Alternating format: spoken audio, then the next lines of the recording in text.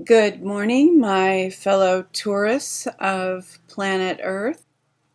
Together today, let's take a look at what's going on. Welcome to the tour of February 4th, 2013. The Liberty bus is waiting for you to climb aboard. It's nice and warm. There are friends inside, so please take a seat and we will commence our tour. Another Navy SEAL murdered. God help us. You'll remember the helicopter crash and all the stories about taking bin Laden, killing him when everybody knows that all thinking people know that he had died several years before that. There is a lot of controversy swirling around this. I have an article from yesterday because it's Nasara, and I often like their point of view, although I don't always agree. But what happens in my mind here, soldier goes on killing spree, mind control, or PTSD. The man who killed him allegedly was under stress, PTSD. Manchurian Candidate film comes to mind. I tragically that a friend of mine had a husband who was killed by a veteran who had PTSD issues. And PTSD is a very real issue, a very real problem. It destroys many lives. My friend Dr. Noah works with veterans in Pathway House up in Napa, and he is very aware of how lives are destroyed by PTSD, but he knows also some ways to help people recover, and he's working on a book on that subject. However, back to the Manchurian Candidate trigger mind control idea. This film is from '97. It's kind of when it came out, I did not believe many conspiracies and many conspiracy theories, which have since proven true. It's remarkable to watch this film at how the things that he said that sounded crazy were actually quite true. And time has proven that this character was correct. But this film shows how a veteran can be programmed and set with different triggers that will cause him to react in different ways. And there was also an X-Files episode about veterans that were programmed to not be able to fall asleep. And that is just too tragic to even suggest that you look for. I thought just for fun I would throw this in. The poor Navy SEAL who died, was he killed? I'm not saying that he was, but it's not out of the question. Deaths related to the Clintons. If you've been around for a while, even if you've been just a conservative Republican, you've seen this list because it's the Clintons. Of course, the Clintons aren't the only ones whose enemies have mysteriously died under mysterious circumstances. But it's helpful to scan the list just to remind ourselves these things do happen. Okay, I'm not a big sports fan, but obviously the Super Bowl was yesterday. Superbowl Blackout, an alliance strike against the cabal. Not that I'm aware of.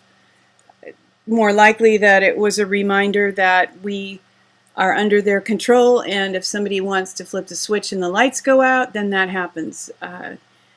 One positive response is to have some wood for your fireplace. If you have a fireplace, you have a lot of candles around, a lot of oil lamps, and some oil to put in the oil lamps. But I do want to just hover here for a minute on athletes and all show business people for that matter. Many of them are actually kept like slaves, like racehorses. They may live in a nice home, they may wear nice clothing, they may eat good food, but for many of them, some of them even openly have had investors and the investors take a portion of their income.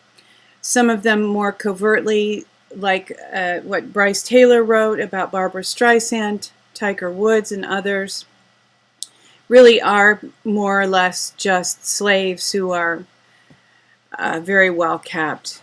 And for a little documentation, I threw in this website. And we like to think that sports figures are these glowing heroes. Watch the Hunger Games, read the Hunger Games. The reality is, I mean, even though those kids were free, but they were just feeding the machine. Well, they weren't free, but they weren't slaves like Tiger Woods. They weren't mind control, cloned, laboratory created, whatever, which, you know, some of these athletes may well be, but even the ones who aren't, not a life that we really want to emulate, I would say. I want to touch on this because of the story about the Navy SEAL who was killed because of the theories about the lights going out at the Super Bowl, various things. In the liberty movement, in the truth movement, who gets to set the agenda? And this is a video, Cass Sunstein, Cognitive Infiltration. Now, this is some time ago, 2010, when Cass Sunstein was more in the news. There's another article here about cognitive dissonance. Well, actually, I'm sorry, cognitive infiltration. That people get inside the liberty movement, the truth movement, and throw a bunch of either insignificant or false issues into the mix and get all of us off track. We need to all guard against this. By coincidence, I used to work for somebody who I believe is probably a member of the Illuminati, dare I say, and a close friend who also worked in the same place once said to me about our boss, he finds out what you want and he makes sure that you never get it.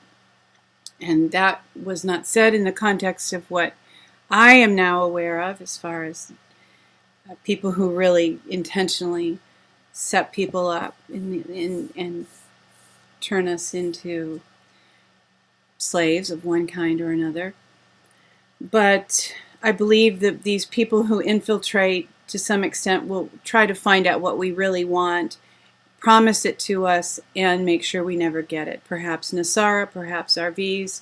I'm not saying that those things aren't real or won't happen. I'm only saying that I believe we need to guard our hearts and we need to stay in the straight and narrow path, pursuing hard after truth and having our antennas up to be able to determine which signals are coming from a place that is true and which signals are coming from a place that is not as true.